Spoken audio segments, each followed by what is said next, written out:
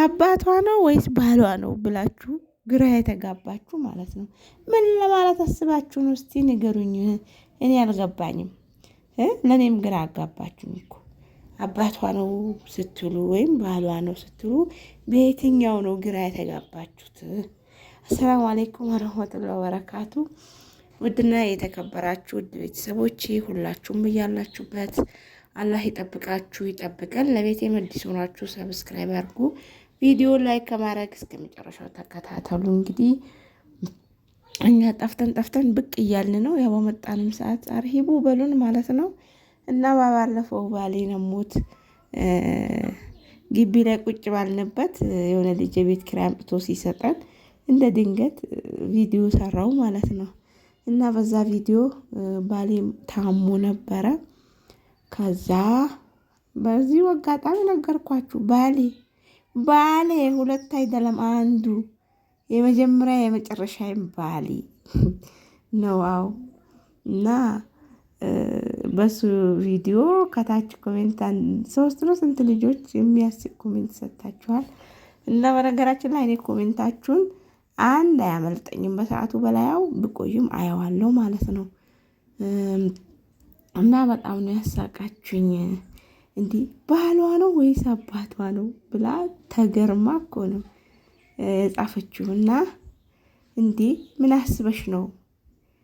ምን አስበሽ ነው? ባሌ የኔ ብቻዬ ብዬ መርጬ ያስኩት ነው ማለት ነው። እና ለማንኛውም ሽበት ያወጣ ሁሉ ሽማግሌ ነው ማለት አይደለም። ባሌ ይናደዳል፣ ሽበት ብቁቅ ብሎበታል። እኔ እዛ እያለሁ ነው እንግዲህ አናድጄ ይሁን አላቅም፣ ሽበት በሽበት ሆኖ ጠበቀኝ። እኔም ግራ ተጋብቼ ነበረ ስመጣ ወደ ሀገሬ ማለት ነው። ነጭ በነጭ ሆኖ ጠብቆኛል። አንተ ነው ሌላ ሰው ነው ብዬ ግራ ተጋብቼ ነበረ። ምንም ማድረግ አልችልም። ራሴን አሳምኜ ተቀብዬዋለሁ። እና አትጨናነቁ ለማለት ነው። ያው እንደዚህ ሲገባ አስቤዛ ይዞ የሚገባ ባለው ነገር ለማስደሰት የሚሞክር ባል ነው ያለኝ። እሺ ሰምታችኋል። እና በርበሬ፣ ዘይት፣ ምስር፣ ቡና እነዚህ አስቤዛዎች በነገራችን ላይ ስንት ብር እንደጨረሱ ልንገራችሁ። አሁን እዚህ ዋጋው ሲነገር ያስፈራችኋል፣ ግን እንዳትፈሩ። ዙሮ ያው ነው። በተዘዋዋሪ ሂሳብ ሲደረግ ያው ነው ሁሉም ቦታ ማለት ነው።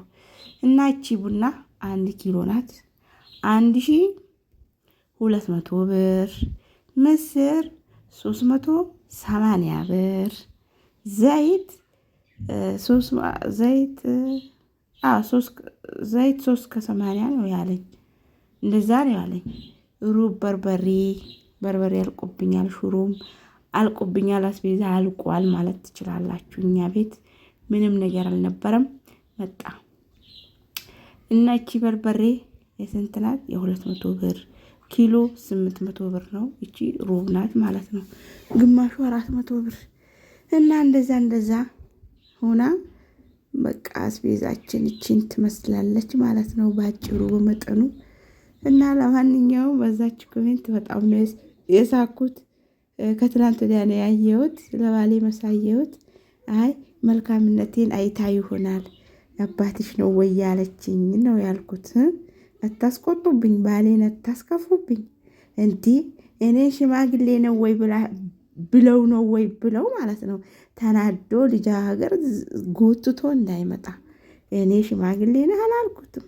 ለእኔ ገና 17 ዓመት ልጅ ነው ለእኔ ማለት ነው። እንዴ ምን አስባችኋል? እሱንም ለመንጠቅ ዙራ ጥምጥም የምትጠባጠሙ የምትወለወሉ አላችሁ። እዛ ወልውሎ እንትን ይበላችሁና ማለት ነው።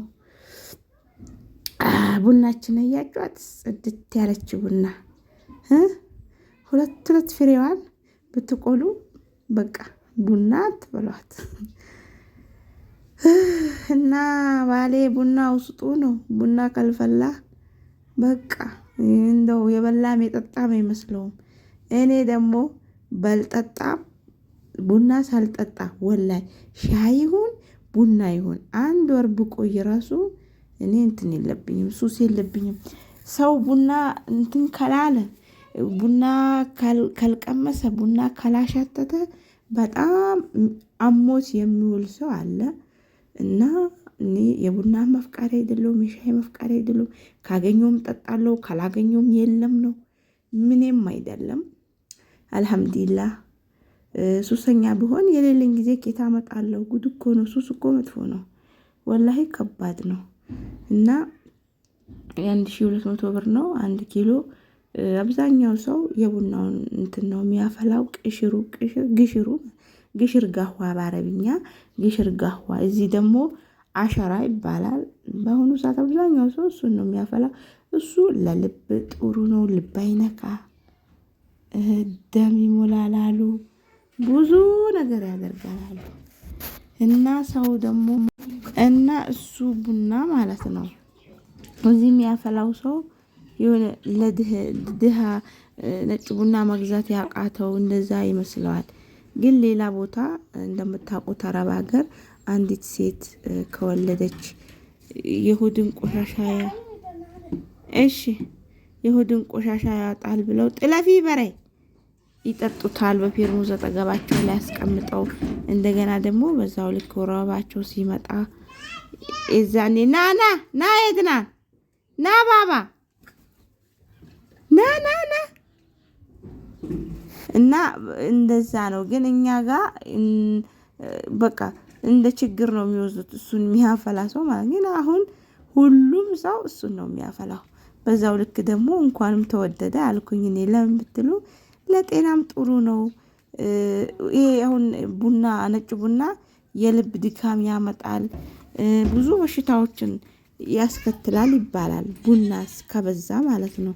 እና ለዛ በቀን 3 በተለይ የሚጠጣው ሰው ይሄንን ቢጠጣ ተጠቃሚ ሆነ እንጂ አልተጎዳም፣ አሸራውም ማለት ነው። እና አንዳንዴ ለችግርም ብለን የምናደርገው ነገር ራሳችን ሊጠቅመን ይችላል። እና ይሄ አሸራ በዛው ልክ ነው ማለት ነው። እና ለማንኛውም እንግዲህ በቃ እራታችን በሽበሽ ነው ማለት ነው። የምስር ምን መሰለች ቀይ ወጥ ነው ምንሰራው ትላላችሁ። እና ውዶቼ እንግዲህ በዛች ኮሜንት የተነሳ ቪዲዮም እንድሰራ ስላደረጋችሁኝ አመሰግናለሁ።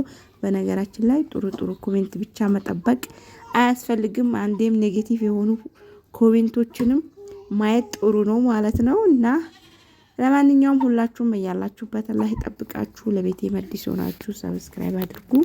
ቪዲዮ ላይክ ከማድረግ እስከ መጨረሻው ተከታተሉ። ማሰላማ ኮት